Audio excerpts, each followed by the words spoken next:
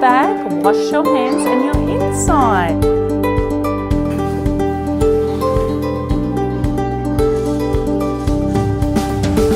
Fruit time has finished. Inside Packaway has finished. What can we do after we finish building? Play with some cars. Look at Naomi. Can you guess how Naomi's feeling? Proud! So super duper proud. Now let's find. Oh, thank you. We just need the box for now, and you put the solutions box down. Hey, you got out this card. What does this one say? Please help. So you can come here and read a book. We can remind ourselves to breathe in and breathe out. We can smell a flower, breathe out a candle. These are all ways to help us to breathe and calm down.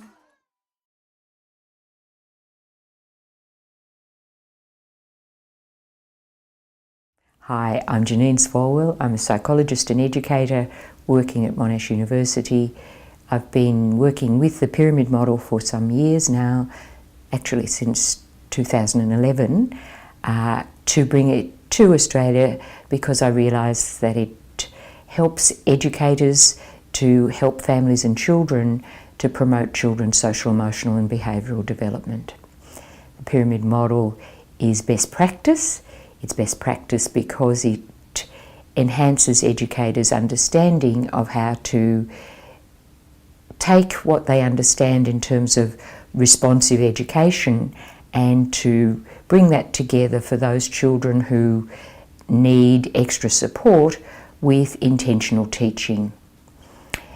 The pyramid model therefore brings together best early childhood education practices with positive behaviour intervention support and special education practices. So it's unique in that in one framework we have an opportunity to bring together different ways of thinking which have traditionally been apart.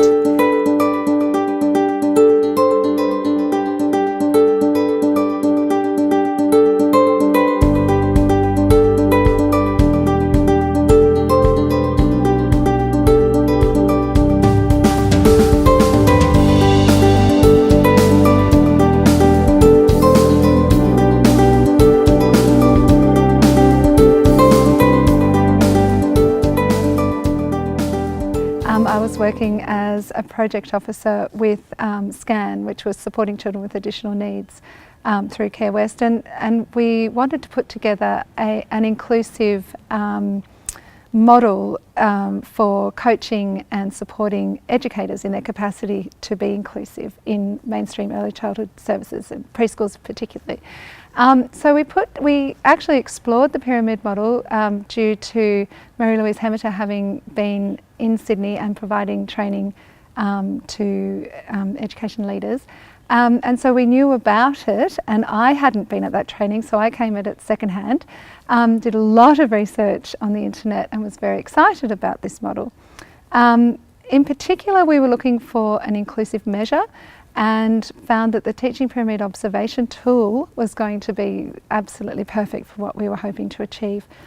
But upon more research and actually attending training with Mary Louise when she did come out, which was very lucky and fortuitous for me, given that the training was in Victoria and I was in New South Wales and we were lucky enough to come along, we then really realised that this whole model was just what we were looking for and really something that aligned beautifully with all elements of early childhood. So whether you were a family or an educator or a service provider or even community.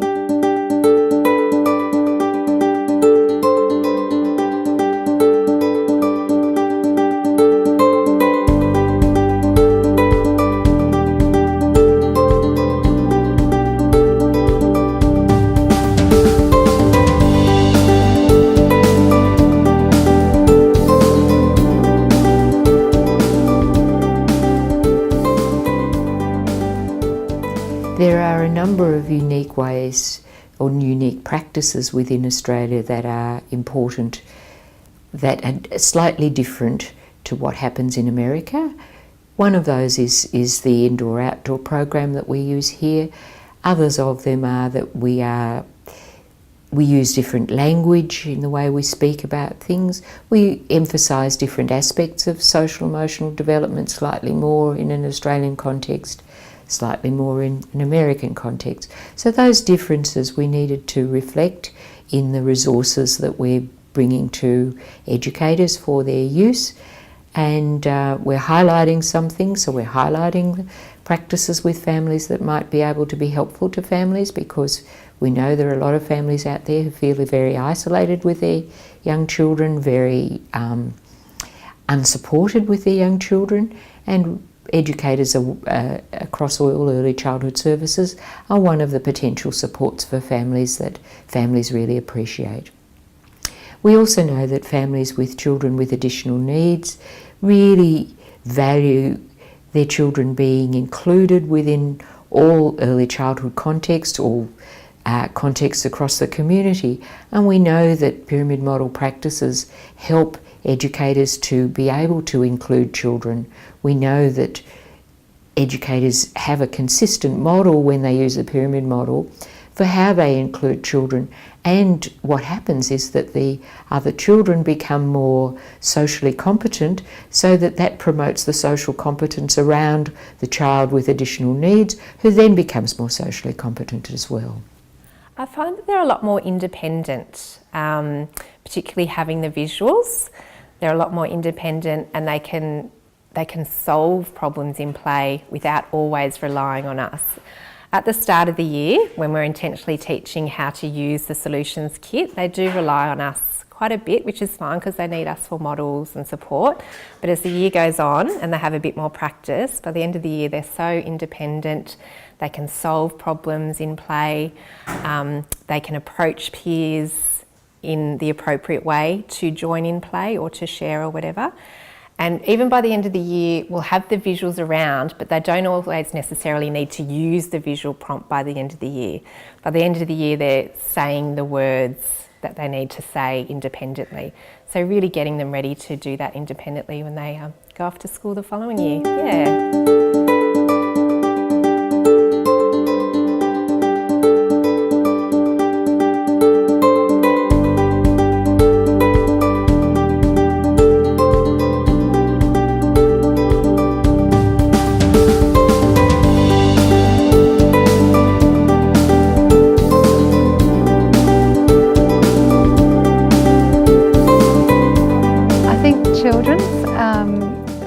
Particular experiences with the pyramid model are so much around the social development, social skills and emotional literacy, but that can come through any element of the model. And I keep doing this visual of the pyramid being that we're focusing on relationships and environments, but also this element of intentionally teaching social emotional skills. And those skills do come at any stage in the pyramid, but particularly they're learning about how to solve common social problems like how to share, how to take turns, how to ask for help and what it is that they're asking for. So they're not actually asking for an adult to do something, they're asking for help in solving a problem, an issue. Those sorts of skills are not something that every child will just pick up from being in a responsive relationship and a nurturing environment. So it is important, I think, that we understand that, and that's where we as educators and parents can help. But for the children to see then that they can then respond to other children who are in the same boat and learning these skills, that's a very vital tool that they're picking up and being able to use.